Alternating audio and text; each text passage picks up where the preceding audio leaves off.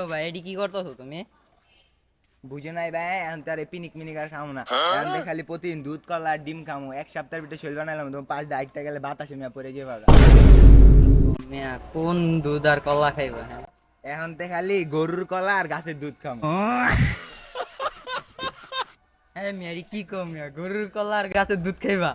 আরে ভুলে গেছে ভাই, গরুর কলা গাছের দুধ নাই, গাছের কলা গরুর দুধ। এই যে দেখো না কলা গাছ, এই যে কলা গাছের কলা খামো, বুঝো নাই?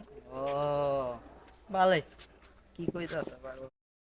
হ্যাঁ আমি তো মনে করছিলাম ওই যে ওই যে ওইটা।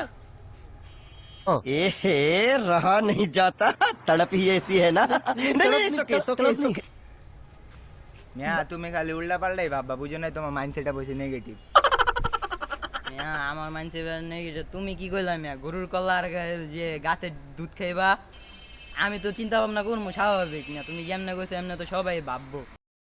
মিয়া তুমি খালি উল্টা পাল্টাই ভাববা। আলাই আসলে পাগল হয়ে গেল কেমন না, এটা ডাক্তার দেখাইতে হইবো।